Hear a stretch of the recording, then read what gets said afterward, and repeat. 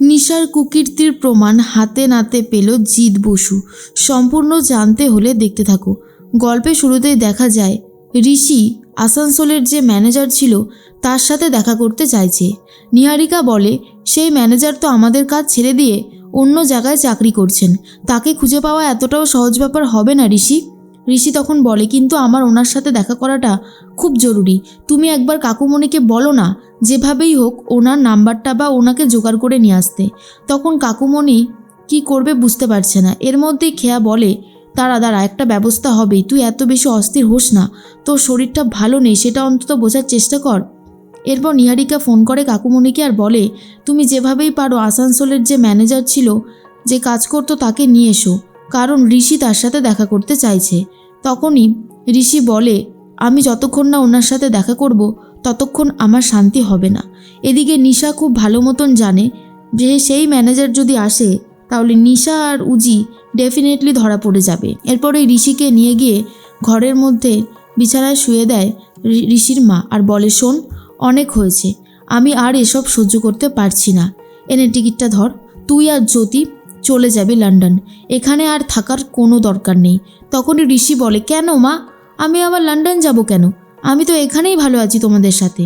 কিন্তু শোভাদেবী বলে না, তুই এখানে ভালো নেই, তোকে ভালো থাকতে দেওয়া হচ্ছে না, তুই আর জ্যোতি একদমই সংসার করতে পারছিস না ভালোভাবে, একটার পর একটা বিপদ লেগেই আছে। তাই আমি চাই তুই আর জ্যোতি ইমিডিয়েটলি চলে যা লন্ডনে, সেখানে 1 বছর 2 বছর থাক, যতদিন ইচ্ছা থাক, কিন্তু তোরা এখানে থাকবি না, এটাই আমার কথা। দেখ ঋষি, আমি তোর সম্মতি নিতে এখানে আসিনি, তোকে আমার সম্মতিটা জানাতে এসেছি আর তোকে এটা মানতেই হবে। এর মধ্যেই নিশা ভাবে যদি সত্যি সত্যি আমার বোন চলে যায় তাহলে যে আমার অনেক কষ্ট হবে, আমি এখানে কি নিয়ে থাকবো, আমার বোন কি সত্যি আমাকে ছেড়ে চলে যাবে। এরপরেই শোভাদেবী বেরিয়ে যেতেই তখনই উজি বলে ঋষিবাবু একবার ভাবুন কি করবেন, সত্যিই এখানে একটার পর একটা বিপদ লেগেই আছে, আপনি কিছুতেই কিছু করতে পারছেন না, তাই বলছি যদি আপনার মনে হয় আপনি যাবেন আপনি অবশ্যই যান। এরপরে ঋষিকে বলে আপনি একটু বিশ্রাম নিন, আমি আসছি। নিশার সাথে আলাদা ঘরে কথা বলতে থাকে উজি আর বলে দেখলি তো দিদি, সব বুঝতে পারছিস যে কত দূর ঝামেলা হতে চলেছে, এবারে আমাদের পরিচয় সবাই জেনে যাবে, আর কতদিন লুকিয়ে রাখবো, অনেক হয়েছে, আর লুকিয়ে রাখা যাবে না। দেখ দিদি এখনও সময় আছে, অপরাধগুলো করা বন্ধ কর। তখন নিশা বলে তুই তো চলে যাবি তোর বরের সাথে লন্ডনে, সেখানে ভালো থাকবি, খাবি, ঘুরবি, তোর আর কি যায় আসে বল, তোর কি আর এই দিদির কথা মনে থাকবে। উজি বলে বিয়েটা কি আমি করতে চেয়েছিলাম দিদি, শেষ মুহূর্ত পর্যন্ত আমি বিয়েটাকে ভাঙতে চেয়েছিলাম, কিন্তু তুই সঠিক সময় আসতে পারলি না বলেই কিন্তু আমাদের বিয়েটা হয়ে গিয়েছিল, তাই এখন আমাকে দোষ দিয়ে কি আর কোনো লাভ আছে। ঠিক সেই মুহূর্তেই তখনই মনে মনে একটা কথাই ভাবতে থাকে নিশা, যেভাবেই হোক না কেন ঋষিকে আর জ্যোতিকে পাঠানো যাবে না। নিশাকে বলে উজি আর এই ঋষিবাবুর অ্যাক্সিডেন্টটা কে করেছে।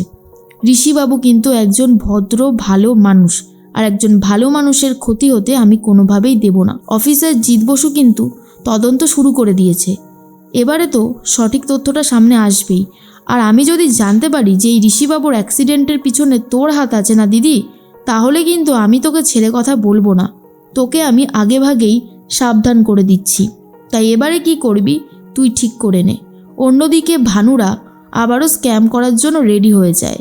তখন ফোনে লোকেশন ট্র্যাক করে জিৎ বসু পৌঁছে গেছে সেই এলাকায় যেখানে নিশার সমস্ত দুর্নীতিগুলো চলে। এরপর অফিসার জিৎ বসু তাদের সমস্ত টিমকে এদিক ওদিক ছড়িয়ে ছিটিয়ে পাঠিয়ে দেয় কোন ঘরে কোন বাড়িতে কাজটা হচ্ছে সেটা জানার জন্য। এরপরেই চলে গেছে সেই বাড়িটায় যেখানে কিনা অ্যাকচুয়ালি কাজটা হচ্ছে। অন্যদিকে ভানু বুঝতে পেরে যায় অফিসার জিৎ বসু চলে এসেছে, তাই তাড়াতাড়ি করে কম্পিউটারের সিস্টেমগুলোকে নষ্ট করে দেয় আর বারবার করে নিশাকে ফোন করতে থাকে। কিন্তু নিশা সেই সময় উজির সাথে কথা বলতে এতটাই ব্যস্ত যে ফোন আর ধরছে না। এরপর ভানু বলে আমাদেরকে তাড়াতাড়ি করে এখান থেকে বেরোতে হবে। এরপর যেই বাড়িটা ভাড়া নিয়েছে নিশারা, সেই বাড়ি থেকেই মালকিন বেরিয়ে আসে আর বলে কি ব্যাপার।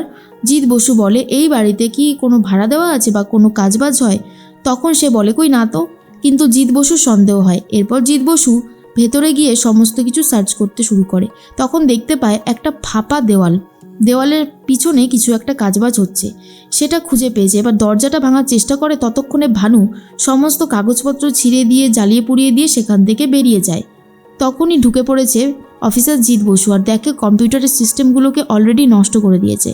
এরপর কনস্টেবলকে বলে, আমাদের যত ভালো ডিপার্টমেন্টের সব সাইবার কাজ জানে সবাইকে নিয়ে এসো, আমি এই কেসটার তদন্ত করেই ছাড়বো। চারিদিকে তন্ন তন্ন করে সার্চ করতে থাকে। তখনই জিৎ বসু একটা ভালো ব্রেসলেট পায় আর সেটা দেখার পর মনে পড়ে যায় কে এই ব্রেসলেটটা পরেছিল আর এই ব্রেসলেটটা কার হাতে সে দেখেছিল। মনে পড়ে নিশার কথা, অর্থাৎ বিভা, যার হাতে এই ব্রেসলেটটা দেখেছিল অফিসার জিৎ বসু। আর বুঝতে পেরে যায় এই মহারানী তাহলে আসলে কেউ নয়, হলো বিভা দেবী, মানে জ্যোতির দিদি। এর মধ্যেই ঋষিকে তখন উজি বলে, দেখুন ঋষিবাবু, আপনার শরীরের অবস্থা ভালো নয়, এখন যদি আপনি এসব ব্যাপার নিয়ে চিন্তা করতে থাকেন তাহলে খুব একটা ভালো হবে না। দিদিকেও বোঝাতে থাকে।